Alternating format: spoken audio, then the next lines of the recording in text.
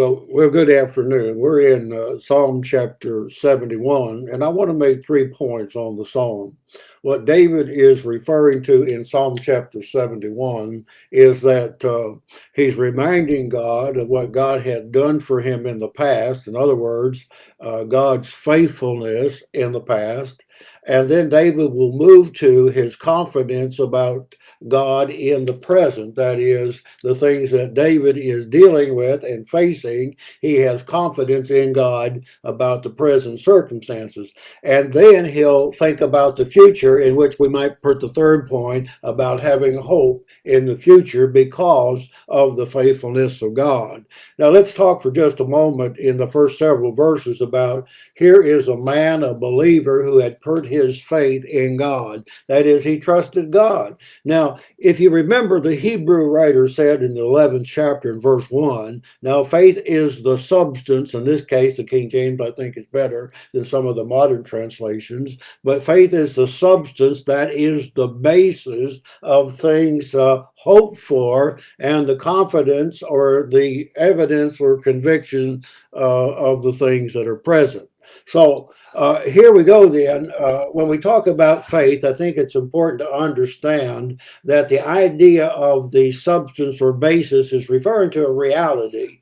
Sometimes the writers in ancient days would refer to substance, the word the King James uses, has the title deed. In other words, the reality, or if we say the assurance of the whatever you particularly own, whether it's a house or an automobile, is the title deed. The title deed is the assurance or the certainty or the basis, if you will, that this whatever you possess is your own. So what the writer is saying is faith is the basis, and of course you understand that faith is that is faith in God. It isn't faith in faith or just faith subjectively, but this faith that you have in God is the basis or the certainty of things hoped for and the evidence of things not seen. So when we get into this, I'm spending just a moment here about faith because I think sometimes we use the word loosely. It certainly is deeper than just believe. He's talking about something a whole lot, if you will, of more substance. So what David does in this psalm, if you look at this, again, he reminds God, and that's rather interesting, isn't it, to approach God and remind him of his faithfulness. And at the same time, you're reminding yourself of his faithfulness. Let me go a little slower on that because I don't want you to miss that. What David does when he talks about the faithfulness of God in the past. Watch it now. He reminds God of that, which is rather perhaps surprising, but he also reminds himself of God's faithfulness in the past, and that moves obviously to his confidence of things in the future. So what he experienced in the past, that is, God was faithful, it encourages him to have confidence in the present, and then it moves a little further in that he has hope for the future. So let's look at this very quickly this morning, or in the afternoon here. Psalm chapter 71, he begins, in thee, O Lord, I put my trust. Now, by the way, when you look at this and you have time to read it yourself and put some thought into it, you are getting a glimpse of the heart and mind of a believer. Because he has that God is faithful, he has the heart of a believer who has confidence and trust in God. Okay, it's just not a religious thing, is it? So he goes, in thee, O Lord, I put my trust, and never be put to confusion, King James, or shame. In other words, here's a man that has faith in God, and it will never end up in shame. There's verse number 2. Deliver me rather in thy righteousness and cause me to escape. Now you're seeing here his confidence in the present, right? So he's saying here to God, deliver me, because he puts trust in God. And as you see some of the words that he uses down here, seeing the mind of David as a believer, he looks at God has his strength, and God only has his refuge, and God has his rock, God has his strength, you see. So in verse 2, in the presence, deliver me from thy, because of thy righteousness, or in thy righteousness, and cause me to escape. Incline thy ear, and this is interesting. I want to stop for just a moment. Incline thy ear and save me. Now think about this. as you open your prayer to God, you remind God of his faithfulness in the past, not just historically, biblically speaking, but his faithful in regards to you in particular, how God has fulfilled his promises, has answered your prayers, who has delivered you, has brought you along. You can look back on that.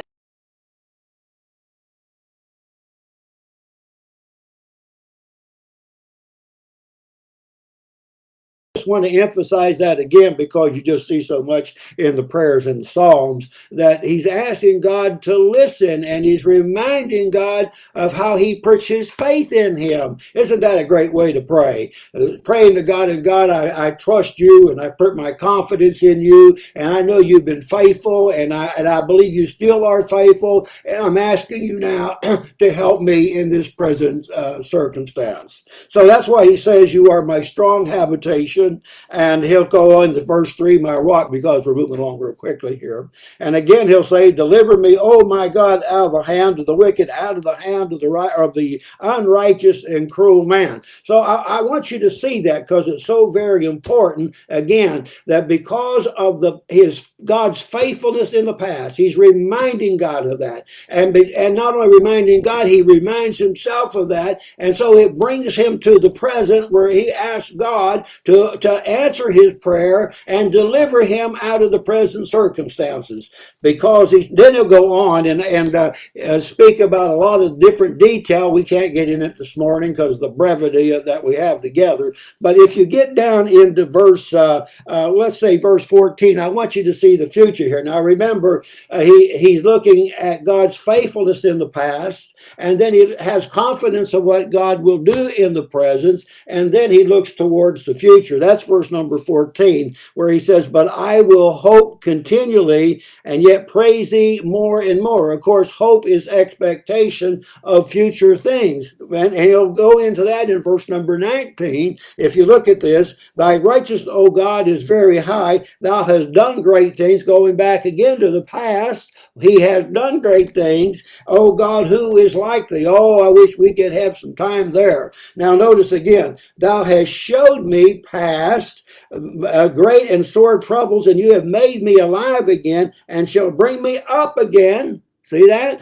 And out of the depths of the earth. Now, that's the major thoughts I wanted to leave with you, and we're going through that rapidly. But let me remind you again, because of God's faithfulness in the past, opening up prayer and mentioning that to God and reminding himself, because he can go to prayer like that, and having confidence in the present circumstances, and then he has hope for the future. And hope, by the way, if you read it more closely later, you'll see he uses the word hope several times. But there's a verse here that I just can't leave out. It's not in the flow of the things that we said, but I think it's such an important verse that we ought to at least mention it before moving on to the next psalm. Look in verse number 18 for just a moment. I think it's so very important because if we were going in a different direction in this psalm, David will talk about being old and of gray hair and what that might mean. And I thought about just talking about that this morning, but just let me mention in verse 18,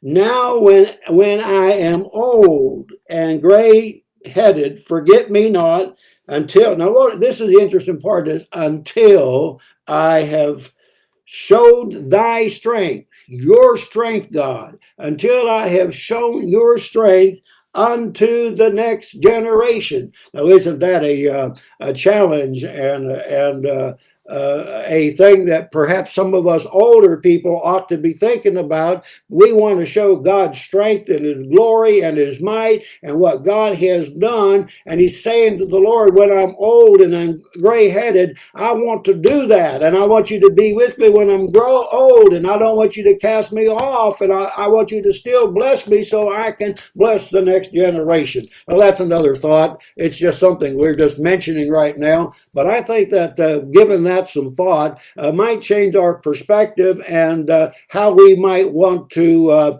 do things as far as the next generation and the younger generation. And we need to leave the next generation with something good like that. Amen. So that's some of the thoughts today. There's some challenging thoughts there, and I'm really enjoying the Psalms. They're challenging, and it's you have to study them. You're going to pick up a whole lot more when you put some real thought and contemplate on what the heart of David was like as a believer. Look again, who trusted in a faithful God, and because he did, he could think about the things that God had done for him in the past, in the present, and have hope for the future.